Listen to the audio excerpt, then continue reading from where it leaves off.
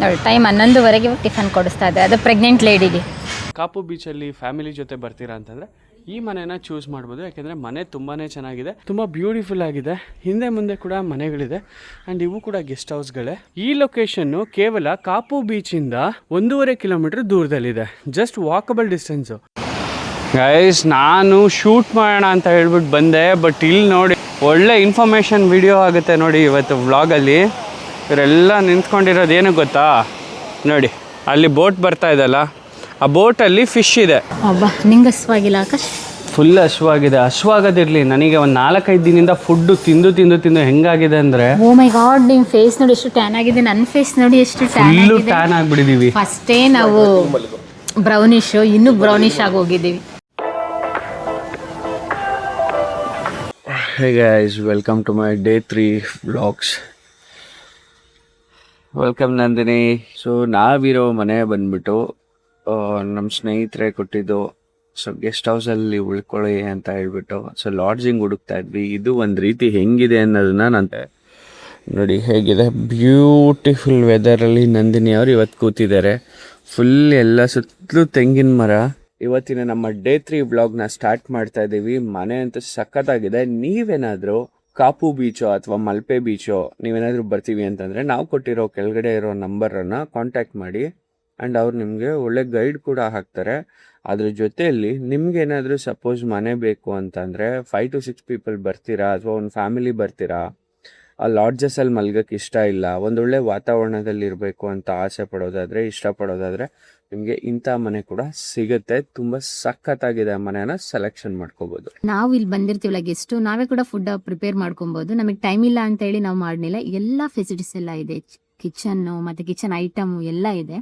But ನಮ್ಮ ಹೊರಗಡೆಯಿಂದ ತಂದು ತರಕಾರಿ ವೆಜಿಟೇಬಲ್ ಏನಾದ್ರು ಮಾಡ್ಬೋದು. ಗ್ಯಾಸ್ ಸಮೇತ ಇದೆ, ಮಿಕ್ಸಿ ಜಾರು, ಜ್ಯೂಸರ್ ಪ್ರತಿಯೊಂದು ಇದೆ. ಸೊ ಹಾಗಾದರೆ ಇವತ್ತಿನ ದಿನ ಶುರು ಮಾಡೋಣ. ಇವತ್ತು ನಾವೆಲ್ಲೆಲ್ಲಿ ಹೋಗ್ತಾ ಇದ್ದೀವಪ್ಪ ಅಂತಂದರೆ, ಸೊ ಇವತ್ತು we are back to Bangalore actually. So ಬೆಂಗಳೂರಿಗೆ ಹೊರಡೋದಕ್ಕೆ ಪ್ಲ್ಯಾನ್ ಮಾಡ್ತಾ ಇದ್ದೀವಿ. ಹೊರಡ್ತಾ 1-2 ಶೂಟ್ಸ್ ಇದೆ.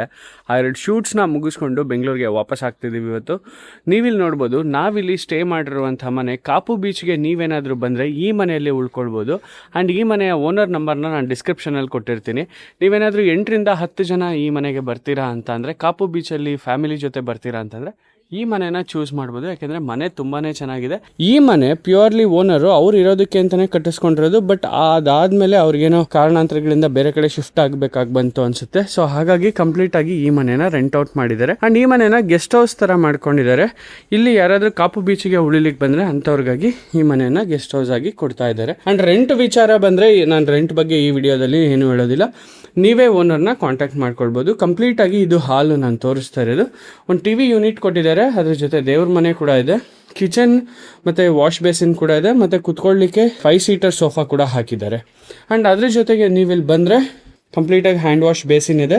ಸೊ ಈ ಕಡೆ ಕಿಚನ್ ಇದೆ. ನೀವೇನಾದರೂ 3ರಿಂದ 4 ದಿನ ಪ್ಲ್ಯಾನ್ ಮಾಡ್ತೀರಾ ಅಂತ ಅಂದರೆ ಇದು ಶೂಟಬಲ್ ಆಗಿರುತ್ತೆ ಆ್ಯಂಡ್ ಅಫೋರ್ಡಬಲ್ ಕೂಡ ಆಗಿರುತ್ತೆ.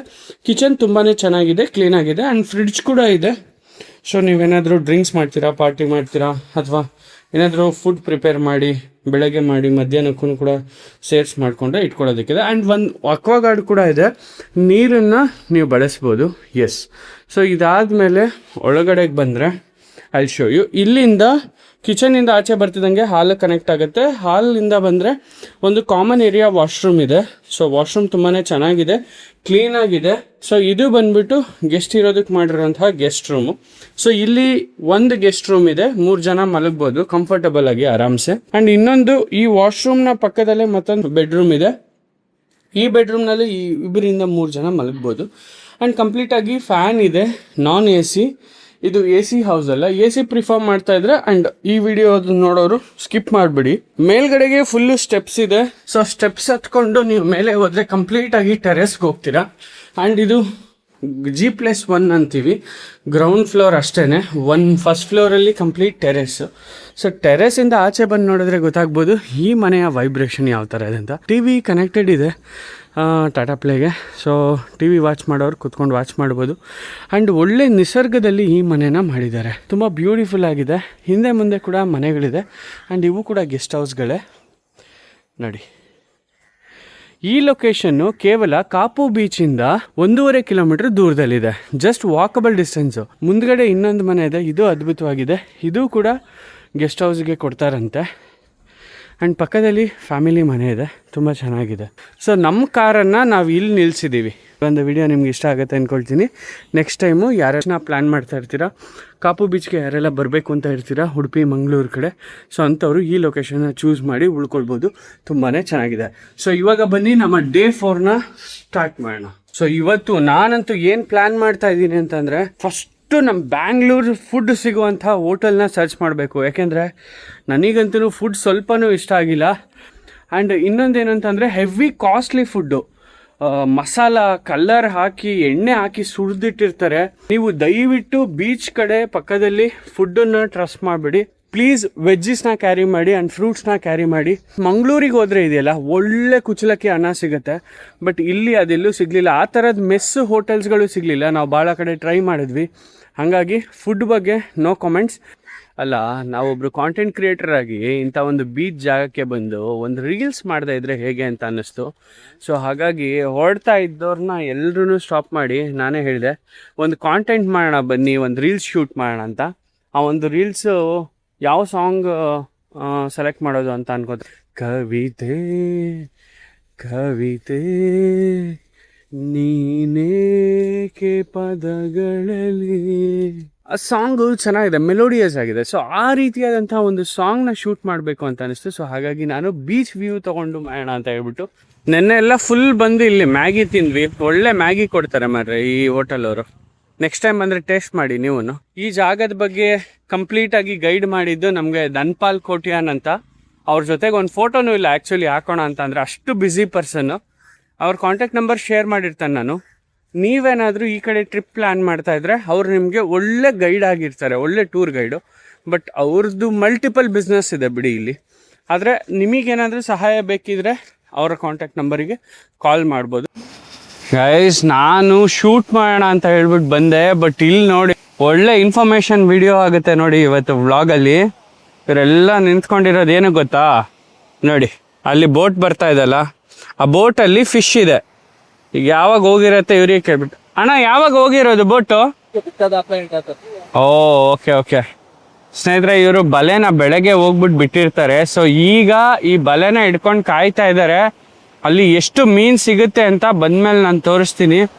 ಎಷ್ಟು ಜನ ಬೇಕು ನೋಡಿ. ನಾವು ಮೀನನ್ನು ಸುಮ್ಮನೆ ಹಾಗೆ ಅಂಗಡಿಯಲ್ಲಿ ದುಡ್ಡು ಕೊಟ್ಟು ತೊಗೊಂಡು ತಿಂತೀವಿ, ಬಟ್ ಇಲ್ಲಿ ನೋಡಿ ಎಷ್ಟು ಜನ ಬೇಕು ಆ ಮೀನಿನ ಬಲೆನ ಸಮುದ್ರದಿಂದ ತೆಗಿಲಿಕ್ಕೆ. ಅಮ್ಮ ಮಗ ಸೇರ್ಕೊಂಡು ಒಂದು ರೀಲ್ ಮಾಡಕ್ಕೆ ಸ್ಟಾರ್ಟ್ ಮಾಡಿದ್ದಾರೆ. ನಮ್ಮ ಕ್ಯಾಮ್ರಾಮನ್ ಶೂಟ್ ಮಾಡ್ತಾ ಇದ್ದಾರೆ. ಅವ್ನು ಈಜ್ಕೊಂಡು ಎಲ್ಲಿಗೆ ಹೋಗ್ತಾ ಇದ್ದಾನೆ ಹೇಳು? ಬೋಟ್ ಹತ್ರ ಹೊಂಟಿದ್ದಾನ. ಎಸ್, ಇಲ್ಲಿ ಈಜ್ತಾವ್ನು ನೋಡಿ, ಅಲೆ ಬರ್ತಾ ಇದೆ. ಹೆಂಗೆ ಈಜ್ತಾವನೆ ಅಂತ ಅಂದರೆ ಅವ್ನು ಇಲ್ಲಿ ಅವನೇ ಲೋಕಲ್ ಇಲ್ಲ ಅಂತ ಅಂದರೆ ಬೀಚನ್ನು ಮುಟ್ಟಕ್ಕಾಗಲ್ಲ ಬಿಡಿ. ಈ ಸ್ಟ್ರೆಂತ್ ಎಲ್ಲ ನಮ್ಮವ್ರಿಗೆ ಸ್ವಿಮ್ಮರ್ಸಿಗೆ ಬರಲ್ಲ ಬಿಡಿ. ಇಲ್ಲಿ ಸ್ವಿಮ್ ಮಾಡಬೇಕು ಅಂತ ಅಂದರೆ ಭಾಳ ಎಕ್ಸ್ಪೀರಿಯೆನ್ಸ್ ಇರಬೇಕು. ಸೊ ಬೀಚ್ನಲ್ಲಿ ಫೋಟೋ ಶೂಟ್ ಮಾಡಿಕೊಂಡು ಅದ್ರ ಜೊತೆಗೆ ಒಂದಷ್ಟು ರೀಲ್ಸ್ ಮಾಡೋಣ ಅಂತ ಬಂದೆ. ಫಸ್ಟು ಬಿಗಿನಿಂಗಲ್ಲಿ ನಂದಿನಿದು ಸಿಂಗಲ್ ರೀಲ್ಸ್ನ ಕ್ರಿಯೇಟ್ ಮಾಡಿದೆ. ಸೊ ಅದಾದಮೇಲೆ ಭೀಷ್ಮಂದು ಮತ್ತು ನಂದಿನಿದು ಸೇರಿ ಅಮ್ಮ ಮಗಂದು ಡ್ಯುಯಲ್ ಕಾಂಬಿನೇಷನಲ್ಲಿ ಒಂದು ಸಾಂಗ್ನ ಶೂಟ್ ಮಾಡಿದೆ. ಸೊ ತುಂಬಾ ಟೈಮ್ ತೊಗೊಂಡು ಆಲ್ಮೋಸ್ಟ್ ಬ್ರೇಕ್ಫಾಸ್ಟ್ ಮಾಡೋಣ ಅಂತ ಮನೆಯಿಂದ ನಾವು 9 ಗಂಟೆಗೆ ಹೊರಟು ಬಂದಿದ್ವಿ. ಆದರೆ 9 ಗಂಟೆಗೆ ಬ್ರೇಕ್ಫಾಸ್ಟ್ ಮಾಡೋಕ್ಕಾಗಲಿಲ್ಲ. ಈಗ ಟೈಮ್ ಆಲ್ಮೋಸ್ಟ್ 11:30. ನಂದಿನಿಗೆ ಆಲ್ರೆಡಿ ಕೋಪ ಬಂದಿತ್ತು ಅಷ್ಟೊತ್ತಿಗಾಗಲಿ, ಏನು ಇಷ್ಟೊತ್ತಾಯಿತು ಅಂತ ಅಂದ್ಬಿಟ್ಟು.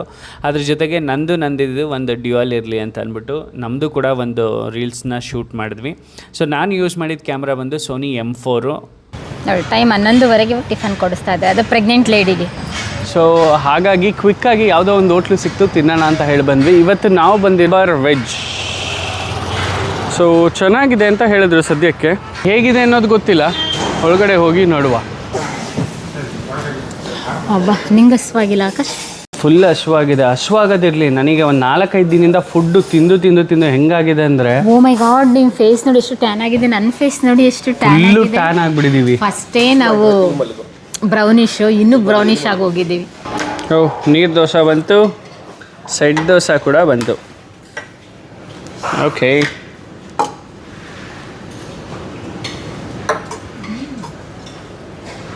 ನಂದಿನಿ ಫೇವ್ರೇಟು ನೀರು ದೋಸೆ. ಎಲ್ಲಿ ಹೋದ್ರೂ ನೀರು ದೋಸೆನೇ. ಯಾಕೆಂದರೆ ಸಕಲೇಶ್ಪುರ ಮಲೆನಾಡು ಭಾಗದವರು ಆಲ್ಮೋಸ್ಟ್ ನೀರು ದೋಸೆನ ತುಂಬ ಇಷ್ಟಪಡ್ತಾರೆ. ಅದ್ರ ಜೊತೆಗೆ ಮೀನು ಸಾಂಬಾರ, ಚಿಕನ್ನು ಮೀನು ತುಂಬ ಚೆನ್ನಾಗಿರುತ್ತೆ. ಹೇಗಿದೆ ನಂದಿನಿ? ಚೆನ್ನಾಗಿದೆಯಾ? ಇವತ್ತೇ ಇಷ್ಟಪಟ್ಟು ತಿಂತಾ ಇದ್ದೀನಿ. ತುಂಬ ದಿನಗಳಾಗಿತ್ತು ಈ ಜರ್ನಿಲಿ ಫುಡ್ನ ಇಷ್ಟಪಟ್ಟು ತಿನ್ನೋದು. ಉಡುಪಿ ಮಂಗಳೂರಿಗೆ ಹೋಗಿದ್ದ ದಿನದಿಂದ ಇವತ್ತಿನವರೆಗೂ ತುಂಬಾ ಕಷ್ಟಪಟ್ವಿ ಫುಡ್ಗೋಸ್ಕರ. ಯಾಕೆಂತಂದರೆ ಬೆಂಗಳೂರು ಸ್ಟೈಲು ಫುಡ್ಡು ನಿಮ್ಗಲ್ಲಿ ಸಿಗೋದಿಲ್ಲ. ಸೊ ಹಾಗಾಗಿ ಸಿಕ್ಕಿದ ತಕ್ಷಣವೇ ಫುಡ್ಡನ್ನು ಟೇಸ್ಟ್ ಮಾಡಿದ್ವಿ, ತುಂಬಾ ಚೆನ್ನಾಗಿತ್ತು.